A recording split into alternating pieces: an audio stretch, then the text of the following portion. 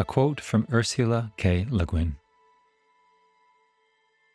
Science fiction is the continuation of the mythological tradition. It's the modern version of the ancient myths. It's the same thing, but it's set in the future or in outer space, and it's concerned with the impact of technology on people. Welcome to episode 2 of Gods, Humans, and Robots. Now, in the last episode, my guest and friend Kaylee, he made a pretty interesting connection between science fiction and mythology that I'd like to explore more in this podcast. So we had been talking about different ways in which robots or artificial intelligence have been imagined in science fiction. Imaginations like the Terminator, like Data in Star Trek, like Her in the film of the same name, cyborgs, putting the technology back, not using it, like in Dune, and some other examples. So I'll get into those. So he suggested that there could be an equivalent in humans' relationship with the gods in mythology, as with robots' relationship with humans. So robots being the creation of the humans, humans being the creation of gods, and seeing some of the same kinds of stories, the same story elements play out in those two sets of relationships. One being science fiction, human-created contemporary stories, and one being in mythology, predating the invention of robots and artificial intelligence and such. So idea being that there's only so many stories, you could say, or another way to say it is that there's story elements. Just like we have periodic table of elements, you might say we have elements of story that combine in different ways. There's themes that run through life. There's archetypes. There's patterns that show up again and again in different times, and that perhaps the times we live in are not as different from ancient times as we think, and perhaps the ways that we're thinking and imagining now are not so different from ancient imaginings, mythic imaginings. So I'm going to get into these one by one and give some examples, done a little bit of research here. And if you'd like to follow along, you can. I'll put the mind map that I'm working from in the show notes, so you can have a look at that if you want. And if you have any thoughts of your own when you're listening to this, then do feel free. I think probably Instagram's the best place at this point. Link in the show notes, so you can come in there. And if you have any examples of your own from science fiction, from mythology that you'd like to share, you're more than welcome to, and get some conversation going there.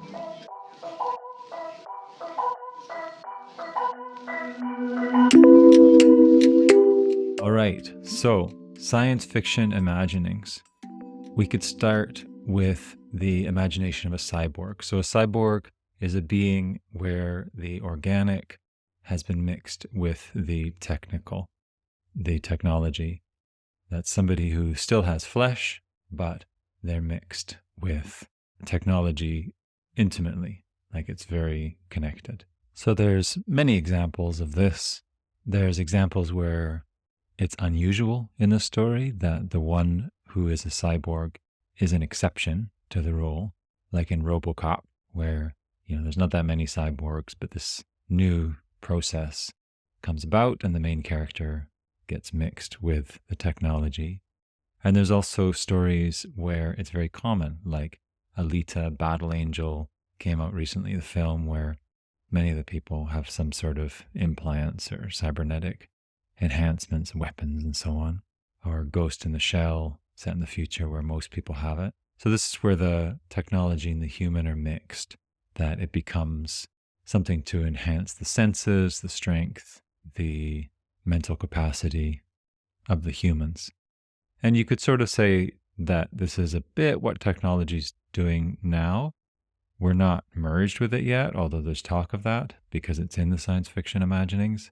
Not physically merged with it, but as we become more dependent on the enhanced information that comes through phones, for example, we become kind of like cyborgs. So what about a mythic equivalent to this? Well, if in the science fiction we've got the robots or the technology and then the humans, and the myth we have the humans and then the gods being the creators of the humans, then what's a mix of the two, of the human and a god, is a demigod. So in Greek mythology, for example, there's many times, Zeus is messing around and had a kid with a lovely human lady. And sometimes the kid will just turn out to be human and just live and die, have some qualities of the gods. But sometimes, like in the example of Hercules, which we'll get to a little later as well, then he's a demigod, in some ways more powerful than some of the gods, but with attributes of humans. So the demigod is this mix between a human and a god, equivalent in science fiction to the technology and a human. In Indian mythology, you have devas, which can be translated as demigods. It's a similar but different kind of setup than the Olympians and the humans in the Greek mythology or in the Norse mythology. You have some beings that are created by God, by the central divinity, and that these created beings have extraordinary powers, so they can be considered devas. And their offspring may or may not have those powers, because these powers are given to them because of their role, because of their station and their responsibility. But you do have examples of the same kind of thing in Indian mythology as well, like Karna, for example, who is turned out to be one of the brothers of the Pandavas, but they didn't know that at the time in the Mahabharata. And he's the son of the god Surya and the mortal woman Kunti. And he had all kinds of amazing powers, one of the greatest warriors in that story, and yet he wasn't fully godlike. So sometimes this demigod status is genetic, where a person has one divine parent and one human parent. And sometimes it's imparted, where the person has some responsibilities, and that those higher up the divine ladder give them these powers.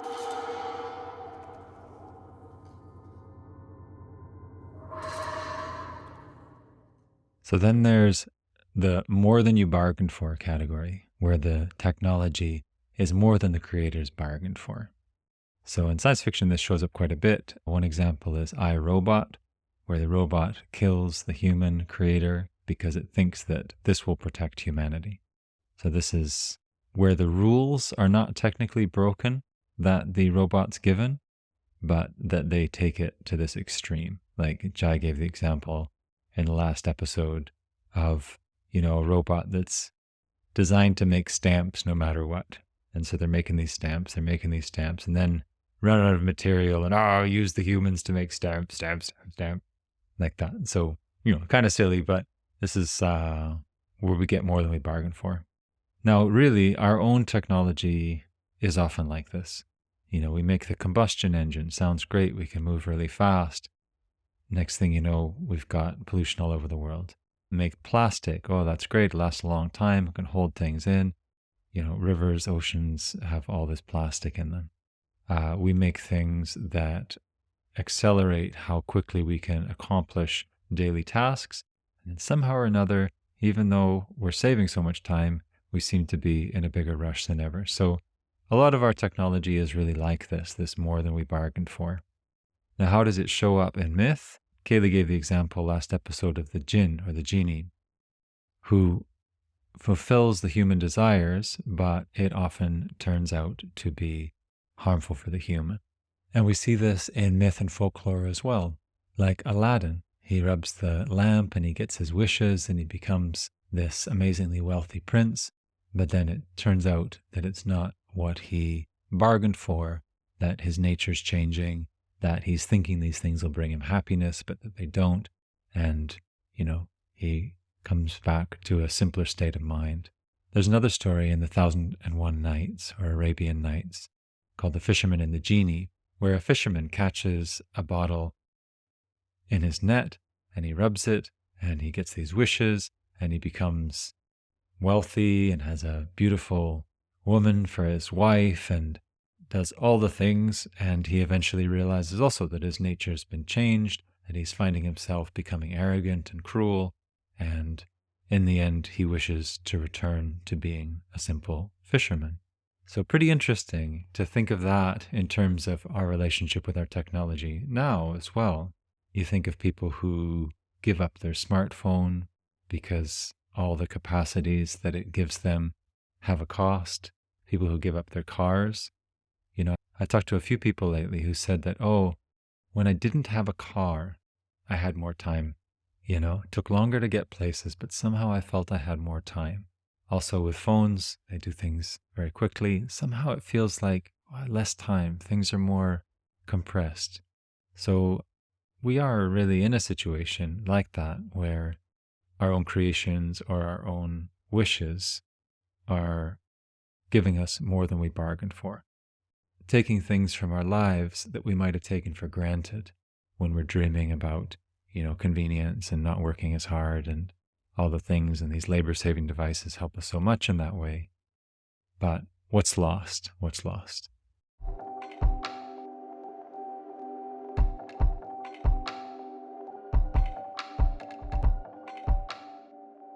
All right, so moving on to another science fiction apparition of robots and artificial technology is we have the helper.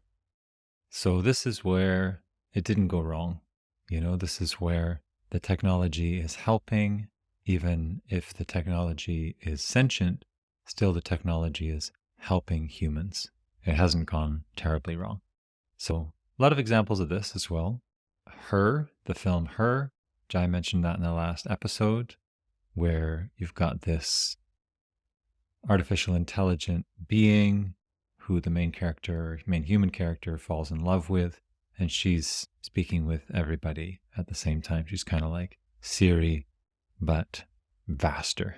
You've got kind of the AI dog, where you've got a dog level of intelligence in the robot, and they might just be a companion. They might be cleaning up around the house, something like that. You've also got like Terminator 2. If Terminator 1 is the robot goes rogue, Terminator 2, there's also a rogue robot, but the robot from the first movie, Arnold Schwarzenegger robot, he's helping. So this is where this technology that's created, this AI, is helping. Data in Star Trek, and also in Star Trek Discovery, the ship is an artificial intelligence. This is interesting because these become characters. They have some quandaries, they have some arcs of moving through different learning lessons. The ship in Discovery has emotions. Data wanted emotions. Sometimes he got emotions for a small period of time. And these are kind of like, superheroes, where they have these abilities that humans don't have, but they're using them in the service of humans. So they haven't gone rogue. So coming back to mythology, if these superhero AI beings, they're creations of humans, but they have these capacities that humans don't have, where might we see that in mythology? For example, Hercules.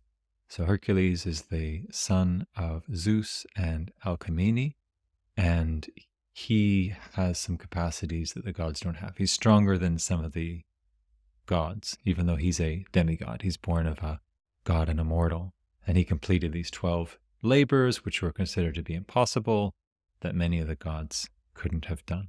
But he did it within the will of the gods. He didn't rebel against the gods or usurp them. Also with Helper, you've got Pygmalion and Galagia.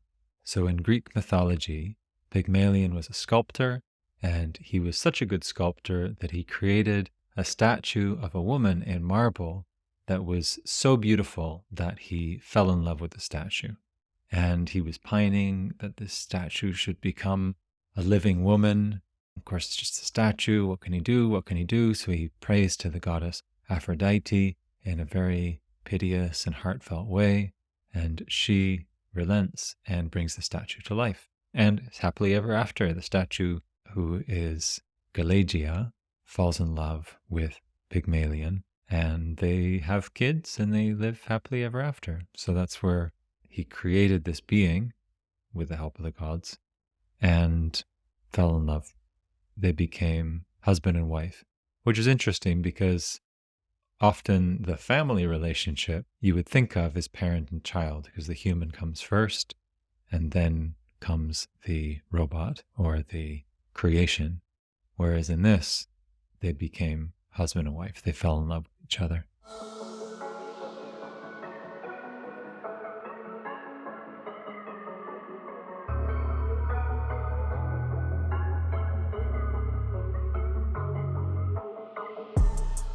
All right. And another kind of AI that you have in science fiction, I call it put it back, which is where there's the possibility for this powerful technology and people decide not to go ahead with it. People think, oh, it's too dangerous. We're not going to do it. So in Dune, they did that. They decided not to have computers, not to use computers. So instead, they developed these incredible mental abilities of memory and such for wayfaring their way through outer space and so on. And also in Isaac Asimov's Foundation, they also decided not to have artificial intelligence. It's too dangerous. So it's against the law. Now, where does this show up in mythology? Well, a couple places I found in my research are Cronus and the Olympians. So Cronus is the king of the Titans, and he was told by an oracle that one of his kids would overthrow him. So what to do? He eats all his kids as soon as they're born, one after another. Oh, had a kid? Got to eat that kid. Going to overthrow me someday. So get rid of that problem. But his wife, Rhea, was able to save Zeus by instead substituting him for a rock. So she gave her husband a stone. Well, here's the baby. That was swallowed by Cronus, and Zeus came out and eventually did overthrow Cronus. And he busted out all his swallowed brothers and sisters, and destiny was served despite the will of Cronus. So what did Cronus try to do? He tried to put it back. He's the creator in that example, and his creation is going to turn against him. It's prophesized. That's the danger. So he attempts to destroy his creation. Also interesting to notice that there's no humans in that story. In that story, the Olympian gods are in the place of the created, and the Titan are in the place of the creator. Cronus was not successful. Another example of not being successful is none other than Adam and Eve. So Adam and Eve, things are going well. They're the created beings. They're obedient to their creator, God, until they eat the apple, which is the fruit of the knowledge of good and evil, as it's often said. This is knowledge that is not meant to be had.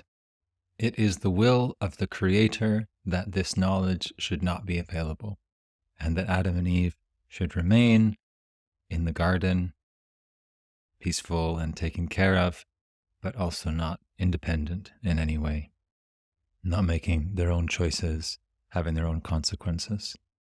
But, like it with the example of Cronus, fate, you might say, although there's no prophecy in Adam and Eve, some say it's sort of inevitable. I mean, you set up a story like that. Here you go.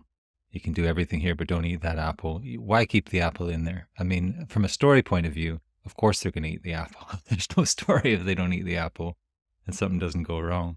Things are set up in stories like that all the time. You can go in any room in this castle, but don't go in this room. So what's going to happen? Definitely going to go into that room.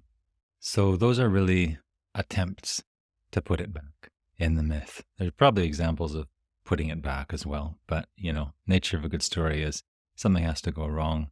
So there are attempts to put it back.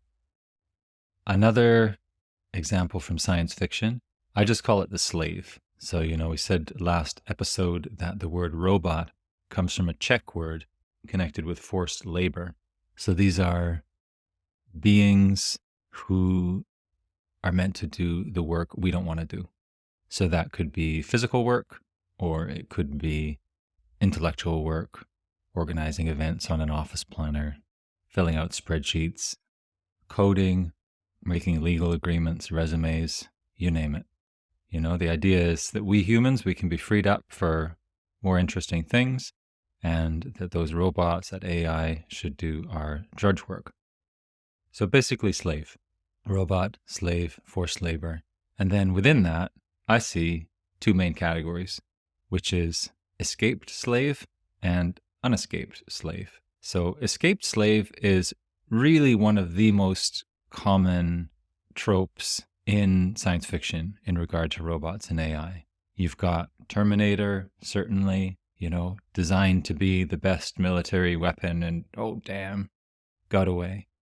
You've got in Star Trek, later on, Star Trek Picard, you'll see there's a history of an android rebellion where the androids turned against their creators. You've got HAL in 2001, A Space Odyssey. You've got all those squid-like robots in The Matrix who are using humans for electricity. Might not be the most efficient source of electricity, but, that's what they're doing. So they turn against their creator. They turn the tables. And this is pretty interesting. I mean, if you look at this trope connected with history of colonialism and enslavement and such, you can understand why this fear is there in the culture, because empire, colonial culture, there's a lot of enslaving going on, either directly, like with the African Atlantic slave trade, or indirectly with economic slavery, putting people in debt. So there's definitely going to be the fear that, oh, what if these slaves rebel? And of course, human slaves did rebel, often, and do. All right, and how about unescaped slave? So this is pretty much the status quo in a lot of mythologies. So, in Greek mythology, you got to be making sacrifices to the gods to appease them. In India as well, there's sacrifices to the gods. Mesopotamian mythology, Egyptian mythology, you often see this idea of people needing to appease the gods. Those androids in Star Trek, Star Wars, are they slaves? They're definitely subjugated to the humans, but they don't seem to mind it, like C-3PO, R2-D2, definitely lower down on the chain of command than humans. But then you've got a film like Blade Runner, where the main character, at least in the second newer Blade Runner, is a replicant, is a AI being, and who is definitely subjugated by humans, and whom we empathize with. And that's an interesting thing in story, is that depending on the framing of the story, we're asked to empathize with this one or with this one.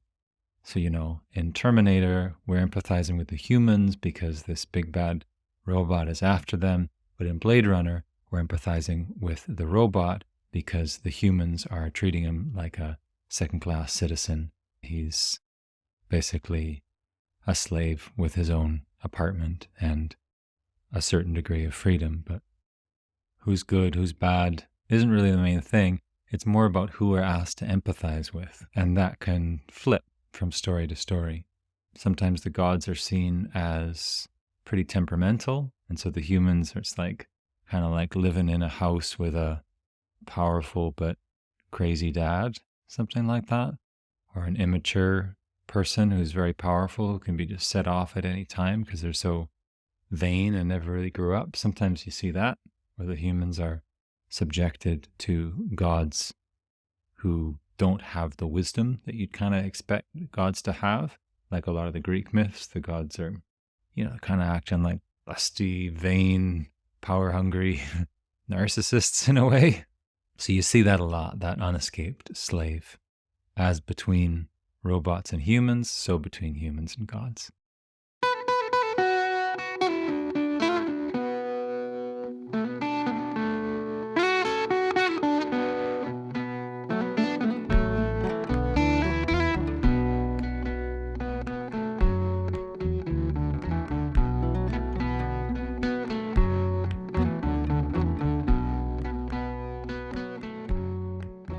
So what's common to all these examples if we zoom out and consider all these thought forms, all these myths, these stories, what do they all have in common in regards to a view of life? So one thing we can see is that there is hierarchy in these systems. I've been talking about the robots being subjugated by the humans being subjugated by the gods. So we're really seeing, like rungs on a ladder, we're seeing this hierarchy of control, of power. And sometimes it's flipped. The robot started out at the bottom and then turned the tables and moved up the power ladder. Or sometimes the human flips it and moves up the power ladder and, topples a god. Or there's a mix between levels of power, like where a robot and a human are merged, or a human and a god have a child, and that child is partly godly and partly human. But it is based on this idea of there being levels of power, levels of influence. This is common to these thought forms. So I'd like to explore for a moment this word hierarchy, give a definition here. The word hierarchy comes from the Greek word hieros, meaning sacred, or arche, meaning rule or beginning. Together, the word hierarchy means sacred rule or sacred beginning. The word was first used in the late 16th century to refer to a system of government or organization in which people are ranked according to their status or authority. From there, it evolved to refer more generally to any system of organization or ranking, whether in government, religion, or any other area of life. Now, this is a hot word these days, and some want to throw out hierarchy completely, and some want to show that it's always there in nature and that it's inevitable, that people will be on different levels. Someone might say, well, in nature, there's the food chain from bottom to top. There's plankton, there's fish, there's predatory fish, there's killer whales, or there's seeds in the ground, there's mice, there's owls and foxes. The eagle here in Pacific Northwest is at the top of a food chain. But is it really a food chain? Because when the eagle dies, who eats the eagle? It's the scavengers. It's the beings often at the bottom of the food chain. Oh, somebody might scavenge the eagle and then poop parts of that out. And then somebody who's lower down the food chain will eat that. So in this way, it's less of a food chain, perhaps more of a cycle, or you can say a web. I'll throw my own 2 cents in the pile here that, yes, it's true that we are different from each other, that we have different abilities in different ways, but that ranking people according to power isn't necessarily the only way that humans have done it. As I understand, more earth-based societies, truly traditional societies, there are certainly degrees of influence in the society, but they're not based as much on position as on respect. So a person, by becoming older, wouldn't necessarily get the respect of being an elder. They would have to actually come into the wisdom, the compassion, the knowledge of being an elder, and then, yes, people will regard them as an elder. Whereas the idea of occupying a post and then getting that power, that's something that really comes with civilization. And this hierarchy where you have the sacred, hieros, and arche, the rule or beginning, so the sacred rule, the sacred beginning, this could be taken in a couple ways. In a civilizational way, or in a what we would normally use the word hierarchical way, you'll see the priests on top. You'll see the priests who are the ones who are said to embody the sacred. And it could be the pharaohs as well. It could be the kings with the divine right to rule. So they're the ones who are understood to be sacred. And this can be a kind of tyranny where they claim this title of sacred in order to tell people what to do, in order to have the power. How often is it there in religious arguments that, oh, God's on my side? No, God's on my side. 2 armies going to battle, each one saying, God will prevail, that means I'm going to prevail. So claiming that authority of the sacred is easy to do, but to truly have the authority or capacity to author or to co-create with the sacred is something much deeper, and it doesn't necessarily come with political, military power over others. Now, we could look at this word hierarchy, inspired by Stephen Jenkinson on this one, as not necessarily being rule over in a political or military sense, but that the sacred is at the heart. The sacred is the beginning.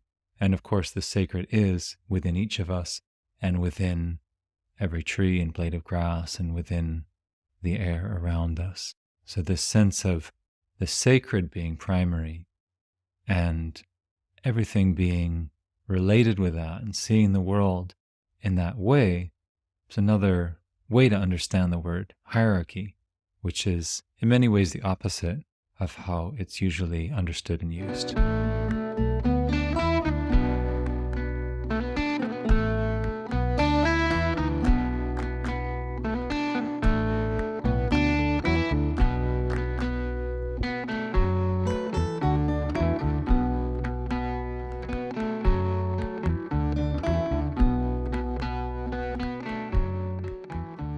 So I want to finish with perhaps the most interesting kind, which in our last episode we called tree AI. And these days, where apocalyptic visions are a dime a dozen and it takes some real work of imagination to go beyond that, this may be one of the most relevant. So tree AI is basically artificial intelligence which helps us to be in better relationship with nature. So take a step back from artificial intelligence and just think of technology that helps us be in better relationship with nature. So this could include different kinds of sensors so that we can understand the health of plants. It might include drone footage of forests so we can understand where there's illegal deforestation going on, and then computers compiling that footage into maps. Could be communication networks that allow people to organize to resist resource extraction or to find ways to meet their needs which don't deteriorate nature around them. So it can be easy to get stuck in one story or another, and that's part of why I think it's helpful to look at the different possible stories that are there about our relationship with AI and really about our relationship with technology as a whole. In fact, I certainly get stuck in a very critical way of thinking about technology, and some people get kind of stuck in an optimistic way of thinking about it. So, there's different glasses we can put on, different lenses we can look at it, and it's not that one is the way or that wins out over the others, but they're all different thought exercises or different perspectives that can help us have a more rounded understanding of the situation we're in, a more rounded understanding of the potential relationships, positive, negative, and mixes of that and other things as well that we might have with technology. So in science fiction, in regards to tree AI or very helpful AI, one example would be The Hitchhiker's Guide to the Galaxy by Douglas Adams.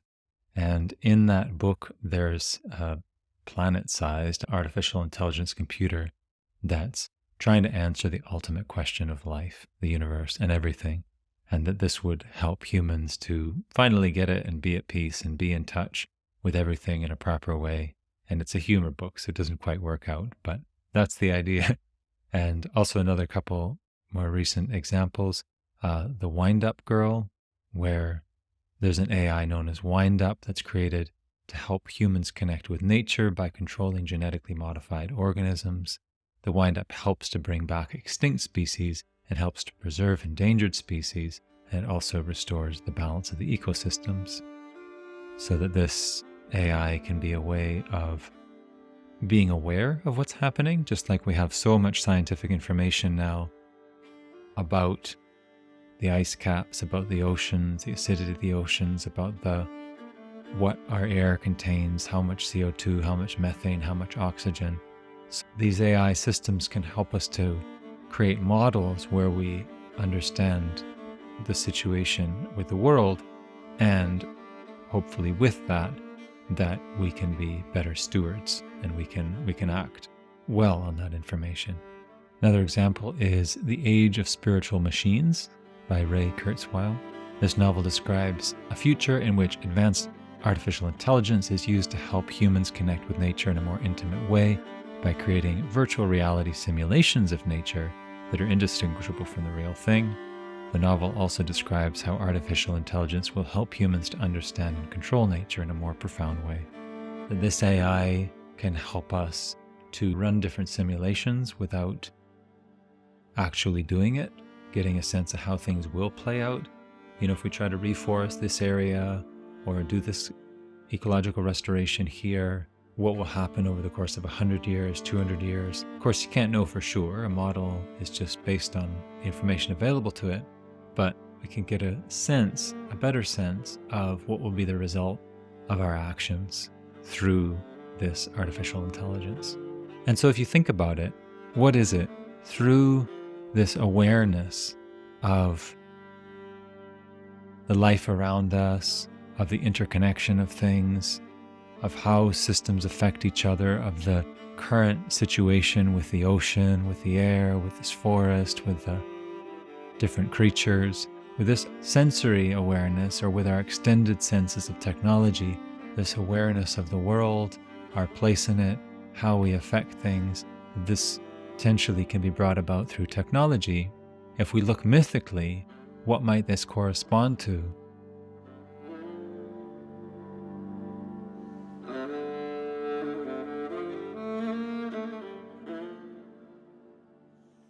In my mind, it's some form of self-realization. That is to say, a sense of interbeing, as Thich Nhat Hanh said, a sense of the interconnection of things, a sense of oneself as being interwoven with this web of life. Now in myth, or in spirituality, you could say, this is generally not brought about by technology, not by technology we create, you might say by the technology of our bodies or our minds. That is to say, the capacities that we have in us from the beginning of our lives, the capacity to reach out with, you could say, spiritual empathy and relate with the different creatures of the world, with the humans, with the different cultures and the different thought forms, not to understand them or encapsulate them or control them, but to have a sense of our connection with them and to see beneath the shells of anger, ignorance, bigotry, and so on, and to see the hearts of beings underneath this soul of the beings in the world. So it seems to me that the mythic or spiritual equivalent of this tree AI is really what's talked about as a mature state in many spiritual paths in the world. What it means to be enlightened or self-realized varies from tradition to tradition, individual to individual. But these are some of the common threads. Wishing all beings well, wishing to be in the best possible relationship with all beings, or perhaps having a sense of being in that relationship, not bound by the politics and everything of our current day, but in some sense outside of time, being in the best, deepest, most loving relationship with all beings in every moment. And depending on the tradition that you're in, there may be certain individuals you consider have attained that state. For some it might be Guru Nanak or others in his lineage. For some it might be descendants in the lineage of Lord Shiva, Lord Brahma, or elders in the past who were considered to have been very aware, wise beings.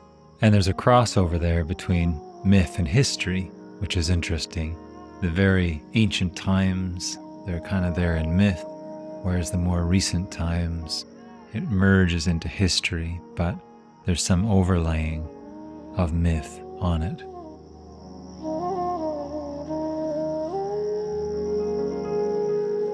Let's end with a quote.